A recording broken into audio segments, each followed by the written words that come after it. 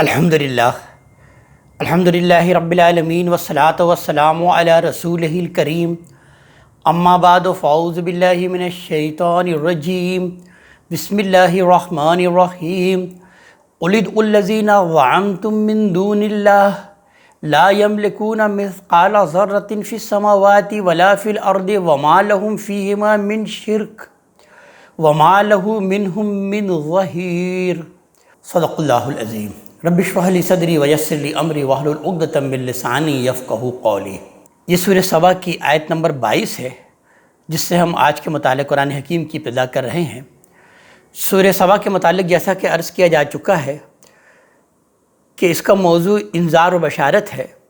اور اس کے ساتھ ساتھ اللہ تبارک تعالیٰ کی شکر گزاری کی بھرپور دعوت دی گئی ہے اور اس کی توحید کا اثبات کیا گیا ہے۔ اس مقصد کے لیے پہلے تاریخی استدلال سے کام لیا گیا، اور حضرت داؤد علیہ السلام، حضرت سلیمان علیہ السلام کے واقعات کو اللہ تبارک تعالیٰ نے استدلال کے طور پر تفصیل سے بیان فرمایا، اور پھر قوم سبا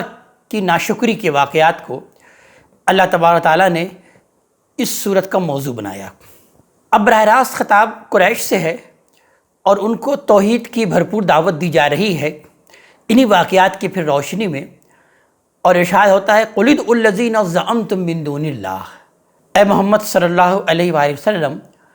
آپ ان سے کہیں کہ ذرا بلاؤ انہیں جن کو تم نے اللہ کے سوا معبود سمجھ رکھا ہے۔ لا یملکون مثقال ذرۃ فی السماوات ولا فی الارض، وہ نہ آسمانوں میں ذرہ برابر اختیار رکھتے ہیں نہ زمین میں، وما لہم فیہما من شرک، اور نہ ان دونوں کے بنانے میں ان کا کوئی ساجھا ہے، کوئی شریک ہے۔ وما لہم منہم من ظہیر، اور نہ اس کائنات کا نظم چلانے کے لیے ان میں سے کوئی اس کا مددگار ہے۔ ولا تنفع الشفاعۃ عندہ، اس کے حضور کوئی سفارش، کوئی شفاعت کام نہیں آتی، الا لمن اذن لہ، الا یہ کہ وہ خود کسی کے لیے اس کی اجازت دے دے۔ حتی اذا فزع عن قلوبہم، یہاں تک کہ قیامت کے دن جب ان کے دلوں سے گھبراہٹ دور ہوگی، قالوا ماذا قال ربکم، تو یہی معبود ایک دوسرے سے پوچھیں گے کہ تمہارے رب نے کیا حکم فرمایا۔ قالوا الحق، وہ جواب دیں گے کہ حق ارشاد ہوا۔ وَهُوَ الْعَلِيُّ الْكَبِيرُ، اور وہ اللہ تبارک تعالیٰ عالی مقام اور بڑی عظمت والا ہے۔ سورہ کے مخاطب جیسا کہ عرض کیا جا چکا ہے کہ قریش ہیں، اور وہ فرشتوں کو اللہ کی چہیتی بیٹیاں سمجھ کر فرشتوں کی عبادت کرتے تھے۔ اس لیے یہ انہی فرشتوں کا ماجرا ہے کہ آگے بڑھ کر کسی کی سفارش کرنا تو الگ رہا، دوسرے سب لوگوں کی طرح ان میں سے بہتوں پر بھی ایسا ہول طاری ہوگا کہ انہیں کچھ خبر نہیں ہوگی کہ کیا ہوا، اور ان کے رب نے اس کے دوران ان سے کیا فرمایا ہے۔ لہذا آگے ارشاد ہوتا ہے کہ قل من یرزقکم من السماوات والارض، ان سے پوچھئے کہ تمہیں زمین اور آسمان سے کون رزق بہم پہنچاتا ہے۔ یعنی زمین کے ساتھ اللہ تبارک و تعالیٰ نے آسمان کا ذکر اس میں کیا، اس لیے کہ پانی آسمان سے برستا ہے اور سورج آسمان پر چمکتا ہے، اور ہم جانتے ہیں کہ تمام موسمی تغیرات آسمانی سے پیدا ہوتے ہیں، جس کے نتیجے میں زمین سے بیج اگتے ہیں، اور پھر سبزہ لہلہاتا ہے اور فصلیں بہار دکھاتی ہیں۔ تو اس لیے اللہ تعالیٰ کہہ رہے ہیں کہ ان سے پوچھئے من یرزقکم من السماوات والارض، زمین اور آسمان سے کون روزی بہم پہنچاتا ہے۔ قل اللہ، خود ہی آپ جواب دیں کہ اللہ تبارک تعالیٰ ہی۔ وَإِنَّا أَوْ إِيَّاكُمْ لَعَلَىٰ هُدًى أَوْ فِي ضَلَالٍ مُّبِينٍ، اب ہم میں اور تم میں کوئی ایک ہدایت پر ہے یا کھلی ہوئی گمراہی میں، اس کا فیصلہ اللہ ہی کے سپرد ہے۔ قُلْ لَا تُسْأَلُونَ عَمَّا أَجْرَمْنَا، ان سے کہیں نہ ہمارے کسی جرم کی تم سے کوئی پرسش ہونی ہے، تم سے کوئی سوال ہونا ہے۔ وَلَا نُسْأَلُ عَمَّا تَعْمَلُونَ، اور نہ جو کچھ تم کر رہے ہو اس کے بارے میں ہم سے کچھ پوچھا جائے گا۔ قُلْ يَجْمَعُ بَيْنَنَا رَبُّنَا، ان سے پوچھئے، ان سے کہیے کہ ہمارا رب ہم سب کو ایک دن اپنی عدالت کے لیے جمع کرے گا۔ ثُمَّ يَفْتَحُ بَيْنَنَا بِالْحَقِّ، پھر ہمارے درمیان بالکل حق کے مطابق، انصاف کے مطابق فیصلہ کر دے گا۔ وَهُوَ الْفَتَّاحُ الْعَلِيمُ، اور وہ اللہ تبارک تعالیٰ بہت بڑا فیصلہ کرنے والا ہے اور ہر چیز کا علم رکھنے والا ہے۔ قل ارونی الذین الحقتم بہ شرکاء، پھر ان سے کہیے کہ ذرا مجھے دکھاؤ تو صحیح جنہیں تم نے شریک بنا کر اللہ سے ملا رکھا ہے، یعنی کہ آخر وہ کون اور کہاں ہے جو ایسے عالی مقام اور صاحب حکمت ہیں کہ خدا کی خدائی میں اس کا ساجی بنا دیے گئے ہیں، بھلا ایسے لوگ ہیں کون، ذرا ان کو دکھاؤ تو صحیح۔ غور کیا جائے تو یہ آخر میں اسی مضمون کو دوسرے اسلوب میں ادا کر کے بات ختم کر دی گئی کہ جس کی ابتدا ابھی آیت نمبر 22 سے ہوئی تھی۔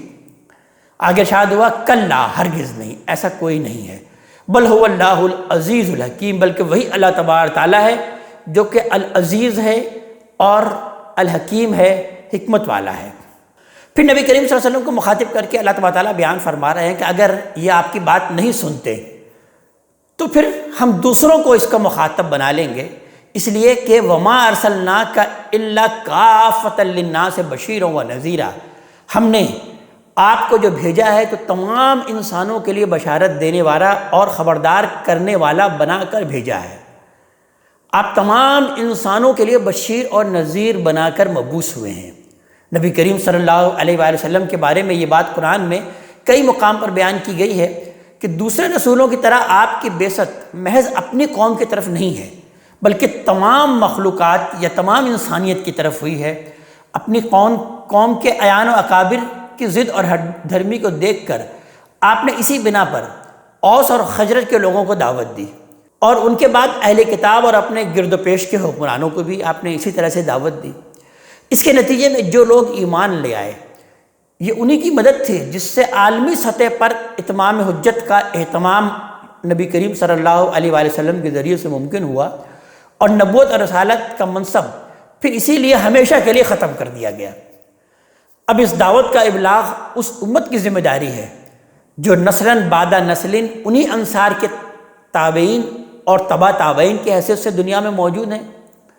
نبی کریم صلی اللہ علیہ وسلم کی قوم کے لوگوں کو بھی اللہ نے یہ سعادت عطا فرمائی کہ بعد میں ان کی بڑی اکثریت ایمان لا کر اس منصب کی ذمہ داریاں ادا کرنے کے لیے وہ بھی تیار ہو گئی، اور قرآن میں ذریت ابراہیم کا منصب کی شہادت اسے کہا گیا ہے کہ ذریت ابراہیم کے منصب کی شہادت ہے۔ وما ارسلناک الا کافۃ للناس بشیرا ونذیرا، ہم نے آپ کو جو بھیجا ہے تو تمام انسانوں کے لیے بشیر اور نذیر بنا کر بھیجا ہے، ولکن اکثر الناس لا یعلمون، لیکن لوگوں پر افسوس ہے کہ اکثر لوگ جانتے نہیں ہیں۔ وَيَقُولُونَ مَتَى هَذَا الْوَعْدُ إِن كُنتُمْ صَادِقِينَ، اور یہ کہتے ہیں کہ اگر تم لوگ سچے ہو تو عذاب کا یہ وعدہ کب پورا ہوگا جس کی دھمکی تم لوگ سنا رہے ہو۔ قل، ان سے کہہ دیجئے، لکم میعاد، کہ تمہارے لیے ایک ایسے دن کی میعاد مقرر ہے،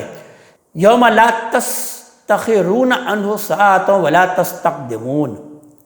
جس سے نہ ایک گھڑی پیچھے ہٹو گے نہ آگے بڑھو گے۔ وقال الذین کفروا، یہ منکرین کہتے ہیں کہ لن نؤمن بہذا القرآن، ہم اس قرآن کو کبھی نہیں مانیں گے، ولا بالذی بین یدیہ، اور نہ اس کو جس کے یہ آگے خبر دے رہا ہے، یعنی عذاب اور عذاب کے بعد قیامت کی جو یہ خبر دے رہا ہے، ہم اس پر ایک یقین لانے والوں میں سے نہیں ہیں۔ وَلَوْ تَرَىٰ إِذِ الظَّالِمُونَ مَوْقُوفُونَ عِندَ رَبِّهِمْ، اور اگر آپ دیکھتے جب یہ ظالم اپنے رب کے حضور کھڑے ہوں گے، يَرْجِعُ بَعْضُهُمْ إِلَىٰ بَعْضٍ الْقَوْلَ، اس طرح کہ ان میں سے ایک دوسرے پر بات ڈال رہا ہوگا، پھر آپ دیکھتے کہ یہ کس انجام کو پہنچے ہیں۔ يَقُولُ الَّذِينَ اسْتُضْعِفُوا، تو وہ لوگ جو کہ دبا کے رکھے گئے تھے، یعنی فالوورز تھے، یعنی وہ غربا اور عوام جو اپنی غربت اور بے مائگی کے سبب سے ہمیشہ اپنے بڑوں اور سرداروں کے اعلی کار بنتے رہے ہیں، تو وہ یہ کہیں گے للذین استکبروا، اس وقت وہ اپنے متکبرین سے کہیں گے لولا انتم لکنا مومنین، اگر تم لوگ نہ ہوتے تو ہم ایمان لے آئے ہوتے، ہم تو ایمان لے آتے۔ یعنی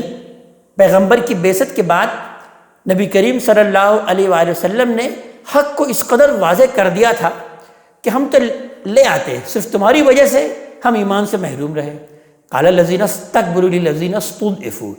اس کے جواب میں یہ استکبار کرنے والے، یہ متکبرین، یہ بڑے لوگ، انہیں جو کہ دبا کے رکھے گئے تھے، جو کہ ان کے فالوورز تھے، وہ کہیں گے انحن صددناکم عن الہدی، کہ ہم نے تمہیں ہدایت سے روکا تھا، بعد اذ جاءکم، اس کے بعد کہ وہ تمہارے پاس آ گئی تھی، بل کنتم مجرمین، ہرگز نہیں بلکہ تم خود ہی مجرم ہو۔ وقال الذین استضعفوا للذین استکبروا، اسی طرح وہ دبے ہوئے لوگ متکبرین کو جواب دیں گے، بل مکر اللیل والنہار، بلکہ تمہاری دن رات کی چالیں تھیں جو یہاں تک لے آئی ہیں، جو ہمیں یہاں تک اس انجام تک پہنچائی ہیں۔ استأمروننا ان نکفر باللہ، جبکہ تم ہمیں سمجھاتے تھے کہ ہم اللہ سے کفر کریں، ونجعل لہ اندادا، اور اس کے شریک ٹھہرائیں۔ اس تو تکار سے واضح ہے کہ دونوں جانتے بوجھتے، یعنی متکبرین بھی اور مستضعفین بھی دونوں جانتے بوجھتے حق کا انکار کرتے رہے ہیں۔ وہ نہ لیڈروں پر یہ بات کوئی چھپی ہوئی تھی اور نہ ان کے فالوورز پر، اس لیے کہ اللہ کے رسول نے تو ان پر اتمام حجت کر دیا تھا، حجت تمام کر دی تھی۔ تو یہ نقشہ اصل میں کھینچا جا رہا ہے کہ وہ لوگ جو کہ اندھی تقلید کرتے ہیں اپنے لیڈروں کی، اپنے پیروں کی، اپنے پروہت کی، اور اسی کی بات کو وہ مان رہے ہوتے ہیں، جبکہ ان کے سامنے حق آ چکا ہوتا ہے لیکن اس حق پر وہ کان نہیں دھرتے۔ تو اللہ تبارک تعالیٰ در حقیقت اس کا یہ نقشہ کھینچ رہے ہیں۔ وَأَسَرُّوا النَّدَامَةَ لَمَّا رَأَوُا الْعَذَابَ، اور جب عذاب کو اپنی آنکھوں سے دیکھ لیں گے تو اب وہ دلوں میں پچھتائیں گے، یعنی اس وقت دلوں میں پچھتائیں گے کہ اپنے ضمیر کی گواہی کے خلاف ہم نے اپنے ان لیڈروں، اپنے ان پیروں، اپنے ان بزرگوں، ان کی کیوں پیروی کی، اندھی تقلید ان کی کیوں کی، بغیر سمجھے بوجھے ان کی بات کو ہم نے کیوں مان لیا۔ اس وقت یہ پچھتائیں گے اور پھر ان کے پچھتانے سے کوئی فائدہ نہیں ہوگا، بالآخر وہ اسی انجام کو پہنچ جائیں گے جس کا اوپر ذکر کیا گیا ہے۔ تو اللہ تعالیٰ بیان فرمانے ہیں کہ مگر اس وقت پچھتانے سے اب کیا حاصل؟ وَجَعَلْنَا الْأَغْلَالَ فِي أَعْنَاقِ الَّذِينَ كَفَرُوا، ہم ان منکروں کے گلوں میں طوق ڈال دیں گے۔ هَلْ يُجْزَوْنَ إِلَّا مَا كَانُوا يَعْمَلُونَ، وہ وہی بدلہ پائیں گے جو وہ کرتے رہے ہیں، اپنے اعمال کا بدلہ ہی وہاں پائیں گے، جو بھی اعمال کرتے رہے اس کا بدلہ انہیں مل جائے گا۔ اب دنیا میں اب یہاں پر جزا و فضا کرنے کا کوئی فائدہ نہیں، پچھتانے کا کوئی فائدہ نہیں۔ اور پھر نبی کریم صلی اللہ علیہ وسلم کو مخاطب کر کے اللہ تعالیٰ آگے بیان فرما رہے ہیں کہ اے محمد صلی اللہ علیہ وآلہ وسلم، یہ کوئی نئی بات نہیں ہے، ہمیشہ سے ایسا ہوتا رہا ہے۔ وما ارسلنا فی قریۃ من نذیر، ہم نے جس بستی میں بھی کوئی خبردار کرنے والا، کوئی نذیر بھیجا ہے، الا قال مترفوها انا بما ارسلتم به کافرون، اس کے اغنیاء نے یہی کہا کہ جو تم دے کر بھیجے گئے ہو ہم اس کو نہیں مانیں گے۔ وقالوا نحن اکثر اموالا و اولادا، اور کہا کہ ہم مال اور اولاد میں تم سے بڑھ کر ہیں۔ وما نحن بمعذبین، اور ہم پر کوئی عذاب بھی آنے والا نہیں ہے۔ قل ان ربی یبسط الرزق لمن یشاء، ان سے کہیں حقیقت یہ ہے کہ میرا ربی ہے جس کے لیے چاہتا ہے روزی کشادہ کر دیتا ہے، ویقدر، اور جس کے لیے چاہتا ہے تنگ کر دیتا ہے، ولیکن اکثر الناس لا یعلمون، مگر اکثر لوگ جانتے نہیں ہیں، یعنی اس بات کو سمجھتے نہیں ہیں کہ یہ صبر اور شکر کا امتحان ہے جو اللہ نے اس طریقے سے برپا کر رکھا ہے۔ یہ دنیا کی زندگی در حقیقت اصلاً امتحان ہے، تم اس دنیا میں امتحان کے لیے بھیجے گئے ہو، اس بات سے در حقیقت یہ واقف نہیں ہے، بلکہ وہ اسی کی بنیاد پر، اس دنیائی کی زندگی کی بنیاد پر کہ وہاں پر کسی کو اللہ تبارک تعالیٰ نے زیادہ رزق دیا یا کم رزق دیا، اسی بنیاد پر وہ حق اور باطل کے فیصلے کرنے لگ جاتے ہیں۔ وما اموالکم ولا اولادکم، اللہ کے بندو تمہارے مال اور تمہاری اولاد یہ وہ چیز نہیں ہے بالتی تقربکم عندنا زلفیٰ، جو تم کو ہمارا مقرب بنا دے، یعنی تم سمجھ رہے ہو کہ تمہیں زیادہ مال دیا گیا ہے، تمہیں زیادہ اولاد دیا گیا ہے تو اللہ تبارک تعالیٰ تم سے بڑا خوش ہے اور یہ تم کو اللہ تعالیٰ کا مقرب بنا دیں گے، تو ایسا نہیں ہے۔ الا من آمن وعمل صالحا، ہاں جن کو اللہ تعالیٰ نے اولاد دی ہے اور مال دیا ہے تو ان کے بارے میں آگے استثناء بیان کیا جا رہا ہے کہ البتہ وہ لوگ جو کہ ایمان لائے اور انہوں نے نیک عمل کیے، فَأُولَٰئِكَ لَهُمْ جَزَاءُ الضِّعْفِ بِمَا عَمِلُوا، وہی ہیں کہ جن کے لیے ان کے عمل کا کئی گنا صلہ ہے، ان کا کئی گنا بدلہ ہے۔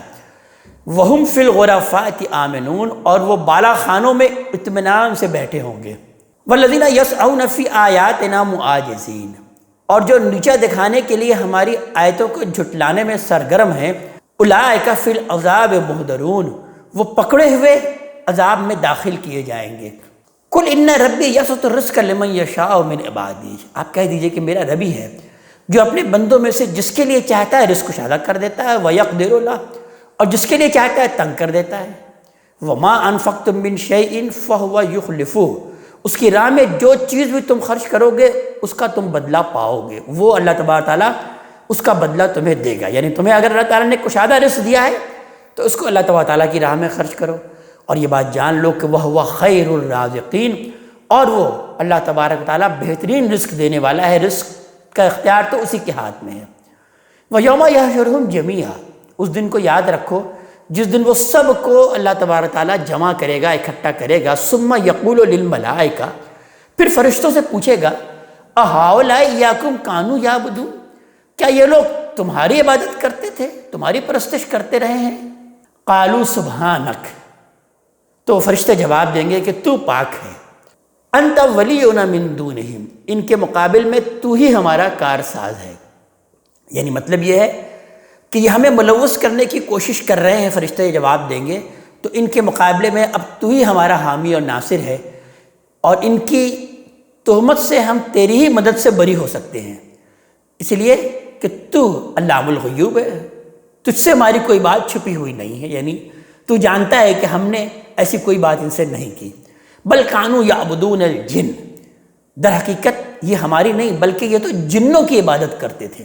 اکثرہم بہم مومنون، ان میں سے اکثر انہی پر ایمان لائے ہوئے تھے، یعنی انہی کو عالم الغیب اور نافع اور نقصان پہنچانے والے سمجھے ہوئے تھے، اور انہی کے شیاطین اس پر راضی بھی تھے۔ فَالْيَوْمَ لَا يَمْلِكُ بَعْضُكُمْ لِبَعْضٍ نَفْعًا، سو دیکھ لیا کہ آج تم میں سے کوئی نہ ایک دوسرے کو نفع پہنچا سکتا ہے، ولا ضرّا، اور نہ نقصان۔ وَنَقُولُ لِلَّذِينَ ظَلَمُوا، ہم ان ظالموں سے کہیں گے کہ ذُوقُوا عذاب النار، کہ اب اس آگ کے عذاب کا مزہ چکھو، الَّتِي كُنتُم بِهَا تُكَذِّبُونَ، جس کو تم جھٹلاتے رہے ہو۔ وَإِذَا تُتْلَىٰ عَلَيْهِمْ آيَاتُنَا بَيِّنَاتٍ، ان پر افسوس کہ انہیں جب ہماری واضح نشانیاں کھلی ہوئی آیتیں سنائی جاتی ہیں، قَالُوا مَا هَٰذَا إِلَّا رَجُلٌ، تو کہتے ہیں کہ یہ تو محض ایک شخص ہے، یریدون ان یصدکم، جو چاہتا ہے کہ تم کو ان چیزوں سے روک دے، اما کانا یعبد آباؤکم، جنہیں تمہارے آبا، تمہارے باپ دادا پوچھتے آئے ہیں، ان سے در حقیقت یہ روکنے کے لیے آیا ہے۔ وقالوا ما ھذا الا افک مفترا، اور کہتے ہیں کہ یہ قرآن جو یہ پیش کر رہا ہے، یہ قرآن بس ایک جھوٹ ہے، گھڑا ہوا ہے، اللہ تبارک یعنی یہ خود اس نے افترا کر لیا ہے، ہرگز نہیں، یہ قطعی حق ہے۔ وقال الذین کفروا للحق لما جاءہم، اور ان منکروں نے در حقیقت اس حق کے بارے میں جب وہ ان کے پاس آ گیا ہے تو کہا ان ھذا الا سحر مبین، کہ یہ تو کھلا ہوا جادو ہے۔ یہ بات وہ اس لیے کہتے تھے کہ قرآن کی یہ جو معجزانہ فصاحت اور بلاغت تھی، اور اس کی جو تاثیر اور اس کی جو تسخیر تھی، اس کا انکار تو ان کے دشمن بھی نہیں کر سکتے تھے۔ اب لہذا ایک ہی صورت رہ گئی تھی کہ اسے جادو بیانی کا کرشمہ قرار دے کر لوگوں کو اب یہ باور کرایا جائے کہ اسے کوئی آسمانی چیز نہ سمجھیں کہ یہ کوئی آسمان سے قرآن آیا ہے، بلکہ اسی طرح کی شاعری اور خطابت سمجھ کر سنیں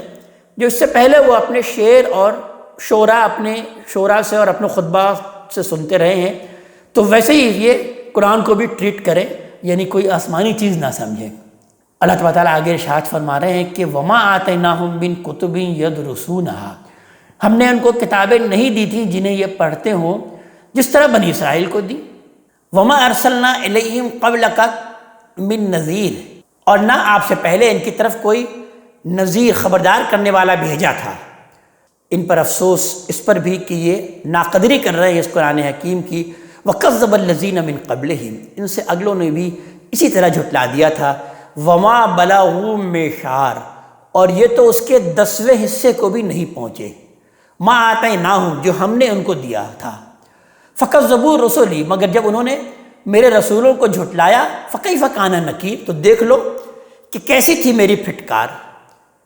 مطلب یہ ہے کہ یہ تنگ ظرف تو بہت تھوڑے میں بہک گئے ہیں، ان سے کہیں زیادہ شان و شوکت اور اسباب و وسائل رکھنے والے بھی اللہ کے عذاب سے بچ نہیں سکے۔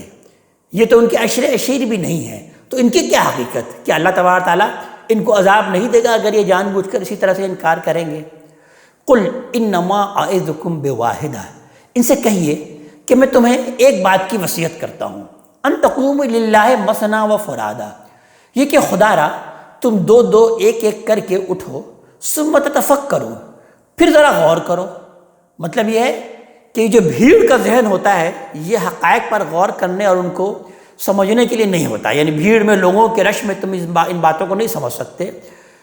تو لوگ اگر کسی بات کو ضد اور تعصب سے پاک ہو کر سمجھنا چاہتے ہیں تو اس کا صحیح طریقہ یہ ہے کہ وہ دو دو ایک ایک کر کے اس ارادے سے آئے نبی کریم صلی اللہ علیہ وسلم کی مجلس میں کہ کہنے والے کی بات میں اگر معقولیت ہوئی تو وہ لازماً اس پر غور کریں گے۔ اس لیے کہ یہ ارادہ نہ ہو تو آدمی کسی معاملے پر بھی کبھی بھی غیر جانبدار ہو کر وہ غور نہیں کر سکتا۔ آگے ارشاد ہو رہا ہے وما بصاحبکم من جنہ، حقیقت یہ ہے کہ تمہارے یہ صاحب، تمہارے یہ ساتھی کو کوئی جنون نہیں ہے جو تم یہ کہہ رہے ہو، کوئی جنون لاحق ہو گیا ہے۔ لفظ صاحب جو یہاں استعمال ہوا ہے در حقیقت اس سے اس حقیقت کی طرف اشارہ کرنا مقصود ہے کہ جس شخص کو تم خبتی اور دیوانہ مجنون قرار دے رہے ہو معاذ اللہ، اس سے تمہیں کوئی نیا سابقہ تو پیش نہیں آیا، بلکہ یہ تمہارے اندر پیدا ہوا ہے، تمہارے ہی سامنے یہ شخص پلا بڑھا ہے اور تمہارے آگے یہ اپنی اس عمر کو پہنچا ہے۔ اس پورے زمانے میں تم نے دیکھا کہ یہ تمہارے ہر خیر میں شریک اور تمہارے ہر شر سے یہ دور رہا ہے، ہر نیکی کا کام یہ تمہارے ساتھ تو کرتا رہا لیکن تمہاری کسی برائی کام کا کبھی یہ ساتھی نہ رہا۔ تم نے ہر آزمائش میں اس کو صادق اور امین پایا ہے، اس کی سوجھ بوجھ اور اس کی عقل اور بصیرت پر تم نے اعتماد کیا اور اس کو اپنے اندر سب سے بڑا عاقل شخص بھی مانتے رہے ہو، لیکن آج اسی کو دیوانہ قرار دے رہے ہو۔ تو ذرا غور کرو، دیوانہ وہ شخص ہے یا تم ہو دیوانے؟ ان ہوا الا نذیر لکم بین یدی عذاب شدید، وہ تو ایک عذاب شدید سے پہلے تمہیں خبردار کرنے والا ہے، تمہارے لیے نذیر بنا کر بھیجا گیا ہے۔ کل ما سألتکم من اجر، ان سے کہیں اے محمد صلی اللہ علیہ وسلم میں نے تم سے کوئی اجر مانگا ہے؟ فہو لکم، اور اگر مانگا ہے تم سے کوئی اجر تو وہ تمہارے لیے مانگا ہے، یعنی اپنے لیے کچھ نہیں مانگا۔ اگر کچھ مانگا ہے تو تمہارے لیے مانگا ہے کہ تم میں سے جو اللہ کی راہ پر چلنے کی خواہش رکھتا ہے وہ میرے پاس آئے اور پوری توجہ کے ساتھ میری بات سنے تاکہ میں اسے یہ راہ دکھاؤں۔ ان اجریہ الا علی اللہ، میرا اجر تو اللہ تبارک تعالیٰ ہی پر ہے، اللہ ہی کے ذمے ہے۔ وَهُوَ عَلَىٰ كُلِّ شَيْءٍ شَهِيدٌ، اور وہ اللہ تبارک تعالیٰ ہر چیز پر گواہ ہے، یعنی اس پر بھی گواہ ہے کہ میں کیا کر رہا ہوں اور کس بے غرضی کے ساتھ کر رہا ہوں، اور اس پر بھی کہ تم کس بے پرواہی کے ساتھ میری بات کو رد کر رہے ہو، درحال ہے کہ وہ تمہارے ہی بھلے کی بات ہے، تمہارے ہی لیے خیر ہے۔ قُلْ إِنَّ رَبِّي يَقْذِفُ بِالْحَقِّ، ان سے کہہ دیں اے محمد صلی اللہ علیہ وسلم کہ میرا رب حق کو لازماً باطل پر مارے گا۔ یہ وہی مضمون ہے کہ جو کہ سورہ انبیاء کے آیت نمبر 18 میں بیان کیا کہ بل نقذف بالحق علی الباطل فیدمغہ فاذا ہوا زاہق، بلکہ ہم حق کو باطل پر ماریں گے اور وہ اس کا سر توڑ دے گا۔ تو یہاں پر لفظ باطل تو نہیں آیا، لیکن سورہ انبیاء کی آیت کی اس روشنی میں ہم سمجھ سکتے ہیں کہ یہاں وہ لفظ باطل محذوف ہے، لہٰذا اس کا ترجمہ پھر یہی ہو سکتا ہے کہ ان سے آپ کہہ دیں قل ان ربی یقذف بالحق، کہ میرا رب حق کو لازماً باطل پر مارے گا۔ علام الغیوب، وہ سب بھیدوں کا جاننے والا ہے۔ قل جاء الحق، کہہ دیجئے کہ حق آ گیا اور باطل مٹ گیا، اور اسے تو مٹنا ہی تھا۔ یہ مضمون سورہ بنی اسرائیل میں گزر چکا۔ وما یبدئ الباطل وما یعید، حقیقت یہ ہے کہ باطل نہ ابتدا کرتا ہے نہ اعادہ کرتا ہے، یعنی نہ خلق کی ابتدا میں باطل کا کوئی حصہ ہے اور نہ اس وقت اس کا حصہ ہوگا کہ جب اللہ تبارک تعالیٰ اس کا اعادہ کرے گا، یعنی آخرت میں دوبارہ تمہیں اٹھ کھڑا کرے گا۔ کل ان ضللت، کہہ دیں کہ اگر میں گمراہی پر ہوں، فانما اضل علی نفسی، تو میری گمراہی کا وبال مجھی پر ہے۔ وان اهتدیت، اور اگر میں ہدایت پر ہوں تو فبما یوحی الی ربی، تو یہ اس وحی کی بدولت ہے جو میرا رب میری طرف بھیج رہا ہے۔ مجھے اب جو کچھ بھی کہنا ہے اسی اپنے ربی سے کہوں گا، اس لیے آگے بیان ہوا کہ انہ سمیع قریب، اس میں شبہ نہیں ہے کہ وہ میرا رب سننے والا بھی ہے اور قریب بھی ہے۔ ولو تری اذا فزعوا،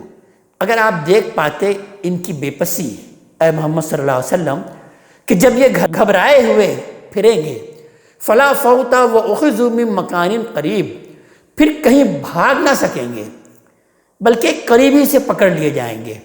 وقالوا آمنا بہ، اس وقت وہ کہہ اٹھیں گے کہ ہم اس پر ایمان لے آئے، یعنی جس پر ایمان کا مطالبہ ہم سے کیا گیا ہے ہم اب اس پر ایمان لے کر آ گئے۔ وَأَنَّ لَهُمُ التَّنَاوُشُ مِن مَّكَانٍ بَعِيدٍ، پر اتنی دور سے اب ایمان کہاں ان کے ہاتھ آئے گا۔ وَقَدْ كَفَرُوا بِهِ مِن قَبْلِ، اس سے پہلے یہ اس کا انکار کر چکے ہیں۔ وَيَقْذِفُونَ بِالْغَيْبِ مِن مَّكَانٍ بَعِيدٍ، اور دور ہی سے اٹکل کے تیر تک کے یہ چلاتے رہے ہیں۔ وَحِيلَ بَيْنَهُمْ وَبَيْنَ مَا يَشْتَهُونَ، ان کے اور ان کے آرزوؤں کے درمیان دیوار حائل ہو جائے گی، یعنی اب کوئی آرزو ان کی بر نہیں آئے گی، کوئی خواہش اب ان کی پوری نہیں ہو سکے گی۔ وہ ایمان لانا چاہیں گے لیکن ان کا یہ چاہنا بے سود ہوگا۔ وہ مہلت کی درخواست کریں گے کہ مجھے تھوڑی دیر کے لیے مہلت دے دی جائے، لیکن کوئی سنوائی نہیں ہوگی۔ وہ اپنے شریکوں کو پکاریں گے لیکن ان کی طرف سے بھی کوئی فریاد رسی نہیں ہوگی۔ غرض امید کے تمام دروازے ان پر بند ہو جائیں گے، اور ایک ابدی مایوسی سے ان کو سابقہ پیش آئے گا، ایک ہمیشہ ہمیش کی مایوسی ان پر طاری ہو جائے گی۔ کما فعل باشیاءہم من قبل، جیسا کہ اس سے پہلے ان کے ہم مشربوں کے ساتھ اللہ تبارک تعالیٰ نے کیا تھا، جو کیا گیا تھا ویسے ان کے ساتھ بھی ہوگا، یعنی یہ اشارہ ہے قوم عاد، قوم سمود، قوم فرعون، اہل مدین وغیرہ کی طرف، جن کی سرگزشتیں قرآن میں جا بجا سنائی گئی ہیں۔ اور آیت سے یہ بات بھی نکلتی ہے کہ قیامت کی عدالت میں قوموں کے فیصلے ایک ترتیب کے ساتھ ہوں گے، یعنی جو پہلے ہوئے ان کا فیصلہ پہلے، اور جو بعد میں ہوئے ان کا فیصلہ پھر بعد میں سنایا جائے گا۔ انہم کانوا فی شک مریب، اس لیے کہ وہ بھی اسی طرح کی شک میں، اسی طرح کے الجھا دینے والے شک میں پڑے ہوئے تھے یہ لوگ۔ اس آیت پر یہ سورہ مبارکہ اپنے اختتام کو پہنچتی ہے۔ اللہ تبارک تعالیٰ اپنے کلام کا فہم عطا فرمائے اور عمل کی توفیق عطا فرمائے۔ اقول قولی ھذا واستغفر اللہ لی ولکم ولسائر المسلمین والمسلمات۔